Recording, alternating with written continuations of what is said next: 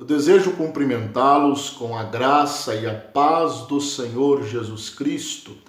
Seja muito bem-vindo, muito bem-vinda ao meu canal. Se você ainda não é inscrito, inscreva-se, acione o sininho das notificações, porque isso é muito importante para você receber as notificações dos vídeos novos que a gente posta aqui no canal. Assista o vídeo até o final, porque isso também é muito importante. Deixe o seu like e se você puder me ajudar mais um pouquinho ainda, você pode compartilhar este vídeo nas suas redes sociais. Você que já é inscrito, muito obrigado por acompanhar o meu canal. Que Deus em Cristo vos abençoe. Hoje nós vamos estudar mais uma lição das revistas da Escola Bíblica Dominical, das revistas da CPAD. Nós estamos estudando dons espirituais e ministeriais. E nesta oportunidade nós vamos estudar a lição de número 10, que tem por título O Ministério de Mestre e Doutor, ou Doutor, O Ministério de Mestre ou Doutor.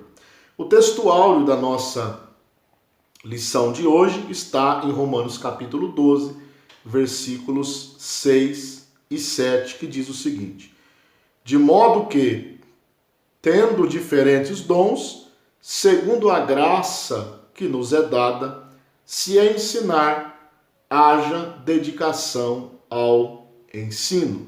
A verdade prática diz: os vocacionados por Deus para o ministério do ensino são por ele chamados para edificar a igreja de Cristo.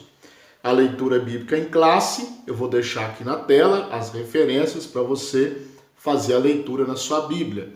Mateus capítulo 7, versículos 28 e 29, Atos capítulo 13 e versículo 1, Romanos capítulo 12, versículos 6 e 7, e Tiago capítulo 3, versículo de número 1. Se você está me acompanhando com a revista, você não precisa abrir a Bíblia, porque está escrito o texto na própria revista. É muito importante você fazer a leitura bíblica em classe, porque a lição é sempre fundamentada no texto bíblico, tá bom? Texto bíblico da leitura bíblica em classe. O ponto central da lição de hoje, é o seguinte: o dom ministerial de mestre é uma capacitação do Espírito Santo. Então, já de imediato, nós podemos dizer que o dom de mestre ou de doutor não se adquire na cadeira da faculdade, tá bom? Não se adquire na escola. Isto é um dom ministerial, é um dom vindo de Deus para algumas pessoas na igreja, para o aperfeiçoamento dos santos, tá bom? Não é nada natural, não é dom natural. Então, o que nós vamos aprender hoje? Temos aqui um esboço da nossa lição, Primeiro tópico, Jesus, o mestre por excelência.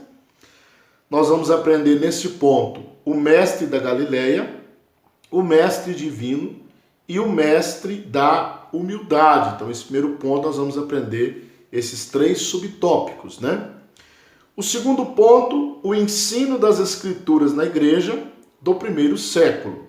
Então, nós vamos aprender uma ordem de Jesus, primeiro subtópico, a doutrina dos apóstolos, segundo subtópico, e o ensinamento persistente, que é o terceiro tópico. Então, esse segundo tópico, nós vamos aprender o ensino das escrituras na igreja do primeiro século. E no número 3, a importância do dom ministerial de mestre. Aqui nós vamos aprender que ele é uma necessidade para a igreja, uma necessidade urgente da igreja. Vamos aprender a responsabilidade de um discipulado contínuo e também requisitos necessários ao mestre. Então vamos lá, pegue a sua revista, o seu caderno de anotações, a sua caneta. Não esqueça da sua Bíblia, né? Que é um instrumento de estudo, e vamos para a lição de hoje. Vamos lá.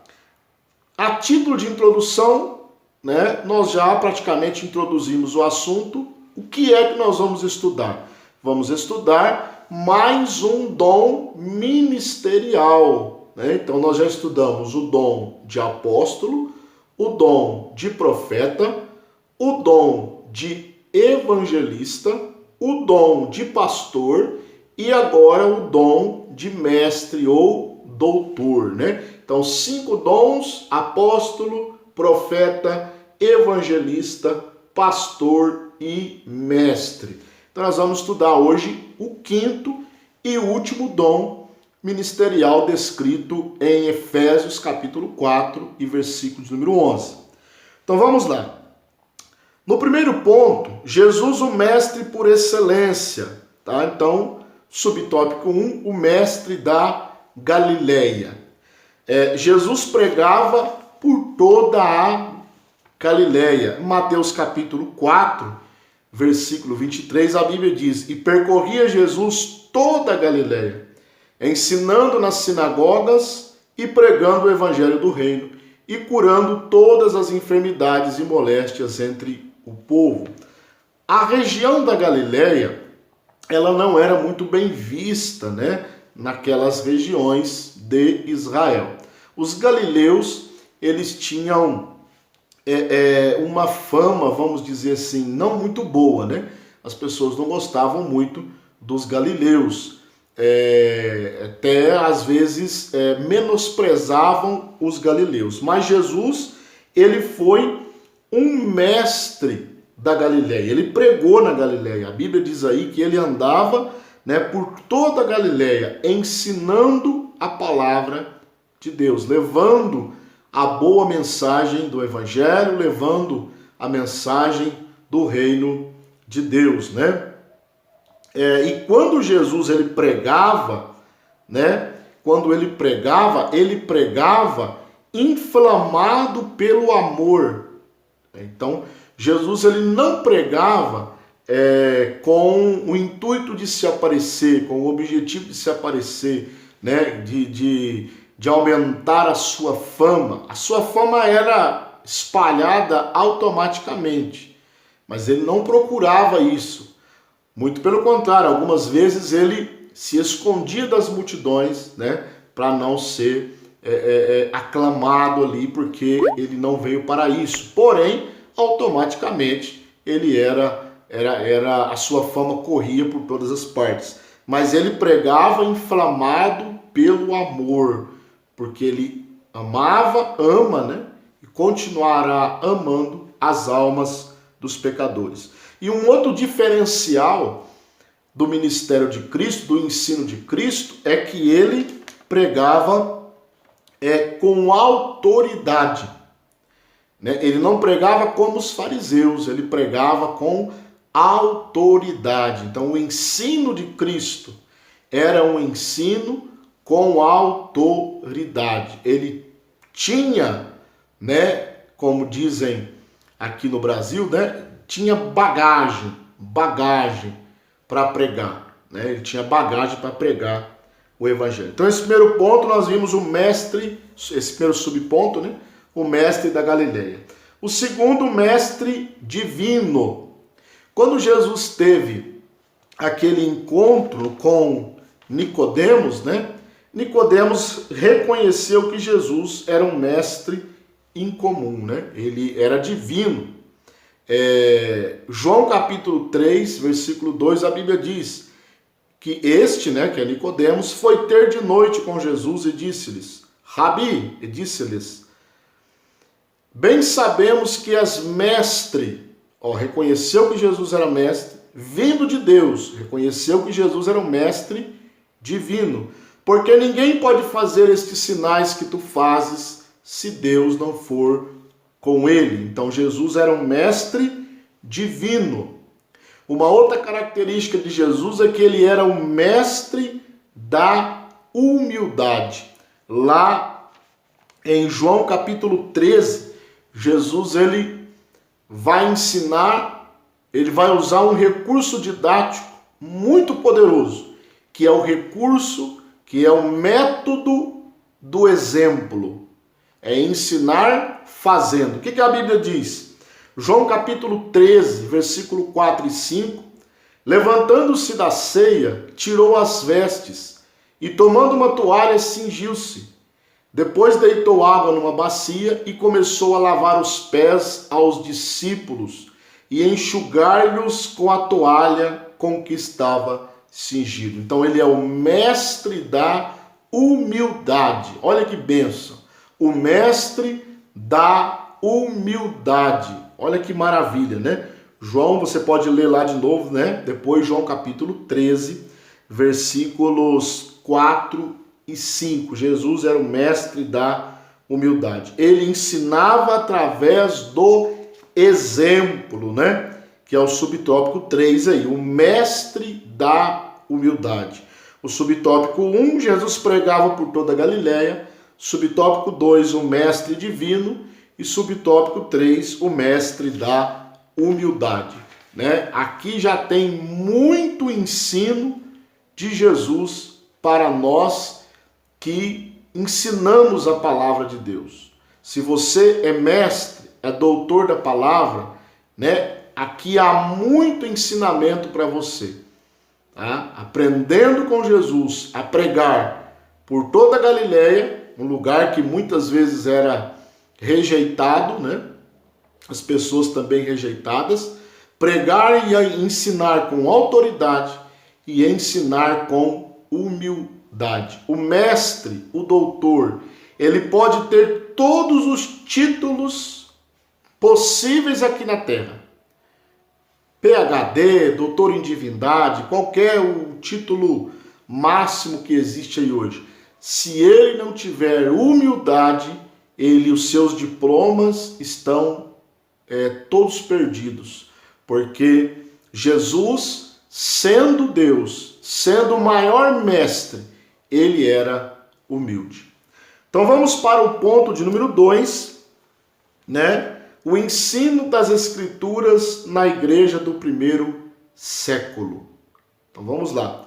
Subtópico 1, uma ordem de Jesus. Então qual foi a ordem de Jesus em Mateus 28, 19 e 20? Olha a ordem. Portanto, ide, fazei discípulos de todas as nações, batizando-as em nome do Pai, e do Filho, e do Espírito Santo, ensinando-as a guardar todas as coisas que vos tenho mandado, e eis que estou convosco todos os dias, até a consumação dos séculos. Então aqui nós vemos que no primeiro século, né, Jesus nasceu no primeiro século, vamos dizer assim, né, em linhas gerais. Há um erro aí no calendário, mas isso aí é um outro assunto. Mas Jesus nasceu dentro do primeiro século, ou iniciou, né, inaugurou o primeiro século depois de Cristo.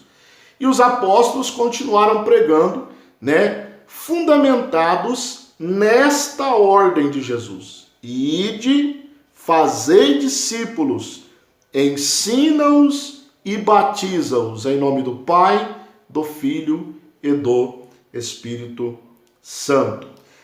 Então, há esta ordem. E muitos, né, ensinavam e pregavam a palavra de Deus, porém, como estamos falando do dom de mestre ou de doutor, nós temos que nos remeter a Efésios 4:11, né, que diz que Deus deu para a igreja doutores. Deus deu para a igreja doutores, né, apóstolos, profetas, evangelistas, pastores e doutores. Então, Deus deu o dom do ensino para alguns na igreja, tá? Não são todos que têm este dom. Então, aqueles que têm esse dom, que foram chamados, né, para exercer esse dom, há uma advertência. Para mim é uma advertência, né? Não é só uma observação, é uma advertência. Nós já lemos lá no texto áureo, né? Se é ministério, seja em ministrar. Se o dom é ensinar, que haja dedicação ao ensino. Então, quem ensina precisa gastar tempo, que na verdade não é gastar, é investir, né?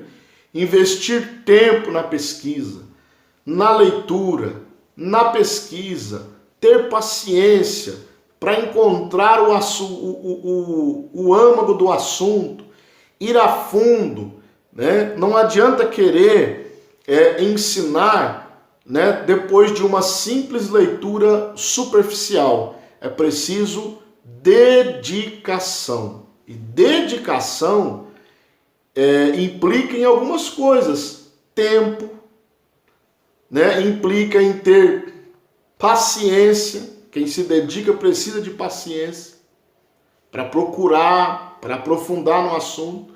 Precisa de dinheiro. Olha que coisa, né? Dinheiro, investir, comprar livros, bons livros, né? Livros teológicos, livros que aprofundam no assunto. Então, ensino leva tempo, leva paciência, leva dedicação e leva dinheiro, recursos, né, para investir.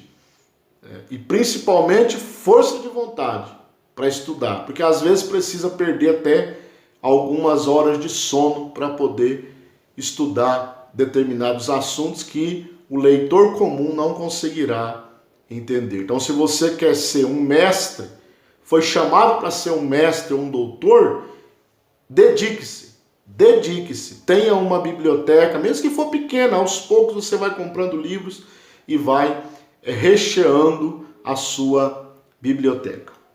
Então vamos lá. Subtópico 2, a doutrina dos apóstolos, né? A doutrina dos apóstolos, o que é a doutrina dos apóstolos? São os ensinamentos de Cristo, né? Os ensinamentos de Cristo são a doutrina dos apóstolos, né? O que Jesus ensinou para eles, o colégio apostólico, nós aprendemos lá na lição sobre o dom de apóstolo, né? O ministério de apóstolo. O colégio apostólico recebeu a doutrina de Cristo e ela começou, a partir daí, a ser chamada de doutrina dos apóstolos. E a Bíblia diz que a igreja, né, no primeiro século, perseverava na doutrina dos apóstolos, né? Os crentes primitivos, eles perseveravam na doutrina dos apóstolos. Você pode conferir Atos capítulo 2 e versículo 42, que diz: e perseveravam na doutrina dos apóstolos, e na comunhão, e no partir do pão, e nas orações. Olha que coisa interessante, né? Então, os crentes primitivos, eles perseveravam na doutrina dos apóstolos. Subtópico 3, ensino persistente. O que é persistente? Aquilo que é constante, que há persistência, né? Que há insistência, que há longa duração, né? Os primeiros mestres foram os apóstolos, né? Como eu acabei de dizer, né? Jesus passou a doutrina para eles, para o colégio apostólico, depois eles foram, né, ensinando a doutrina e foram pregando, e a igreja foi crescendo, eles foram ensinando a doutrina de Cristo. Depois, Deus levantou a Paulo, né, como um grande ensinador da palavra de Deus, né? Um grande ensinador da palavra de Deus. Ele mesmo diz, né, como nada que útil seja, Atos capítulo 20, versículo 20, como nada que útil seja, deixei de vos anunciar e ensinar publicamente e pelas casas. Olha que coisa interessante. Paulo ensinava nas sinagogas, né? Teve a oportunidade de ensinar para pessoas ao ar livre e também ensinava nas casas. Então, Deus levantou a Paulo como um grande mestre né, da doutrina de Cristo. Paulo, dos 27 livros, né, em linhas gerais, há cartas, mas só para vocês entenderem, dos 27 livros do Novo Testamento, né, são 13 de autoria de Paulo, 13 cartas, né? E alguns atribuem a carta aos Hebreus como também de Paulo. Nós não temos prova suficiente para isso, mas se for o caso, são 14, mas 13 comprovadamente epístolas de Paulo, né?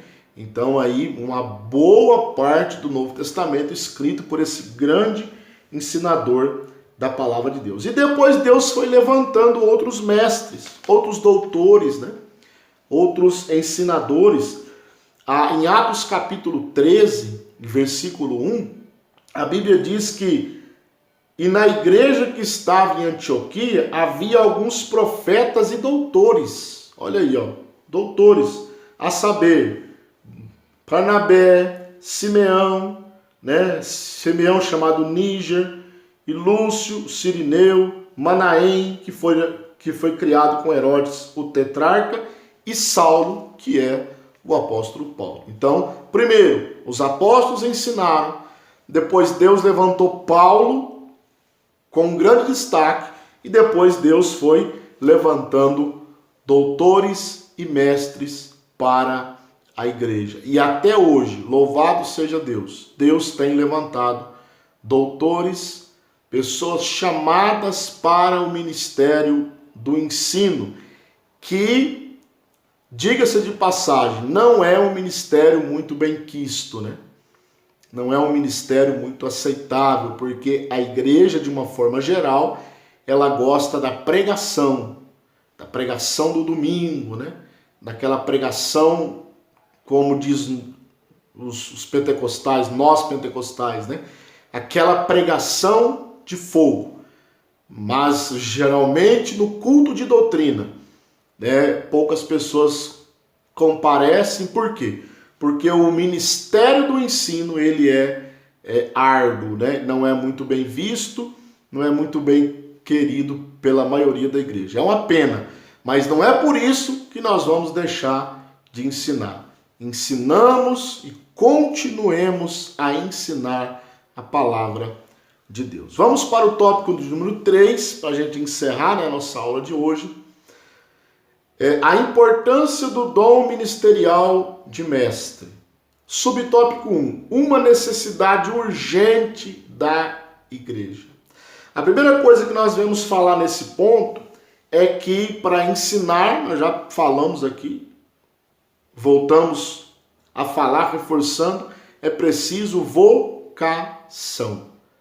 Não é pegar uma Bíblia e sair ensinando por aí, não. É preciso vocação, é preciso chamada, né? E hoje em dia, né, ou sempre isso aconteceu, mas hoje ainda mais, a falta de mestres provoca infantilidade espiritual. Nós somos pentecostais e, infelizmente, nós temos que reconhecer que há muita infantilidade no meio pentecostal e, na maioria das vezes, isso é provocado por falta de ensino, por falta de mestres, por falta de homens e mulheres que ensinam a Bíblia sistematicamente, excluindo as meninices, as heresias, os modismos, as inovações.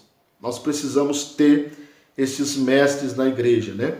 E se não houver os mestres verdadeiros, os falsos vão se sobressair. Isso é muito sério. Então, há hoje mestres verdadeiros, porém também há os falsos, né?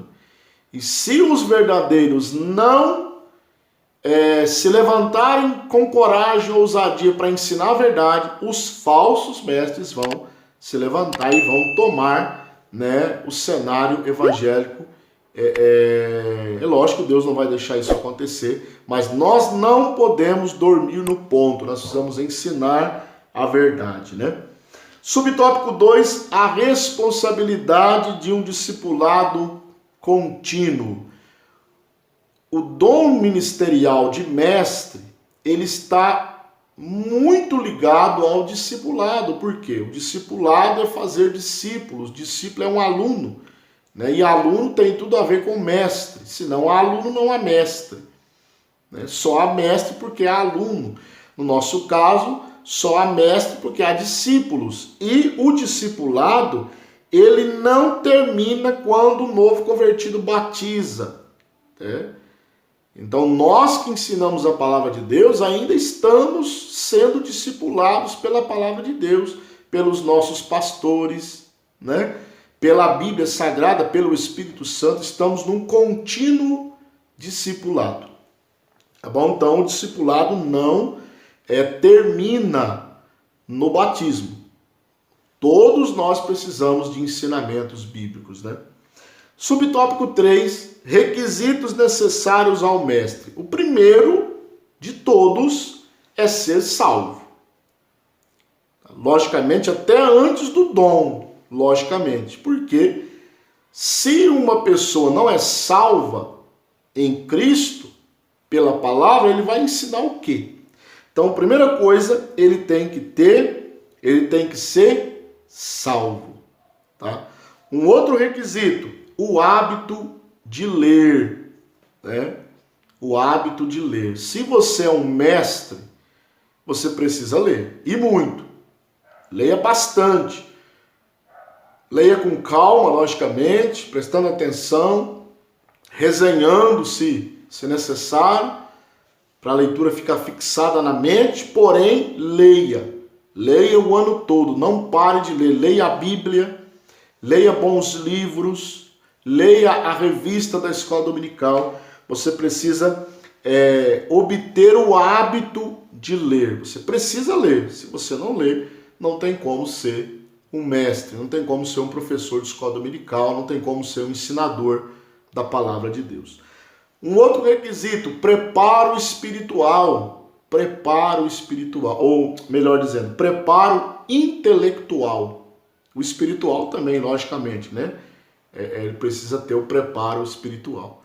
Mas também o preparo intelectual. O mestre precisa também ler, né, outras literaturas. É lógico, com muito critério, mas ele precisa ter uma gama de conhecimento, né? E dentro desse conjunto de conhecimentos tem o conhecimento secular. Nós temos, né, suporte até para defender a nossa fé contra o secularismo. Nós precisamos, né, ter este preparo intelectual, né?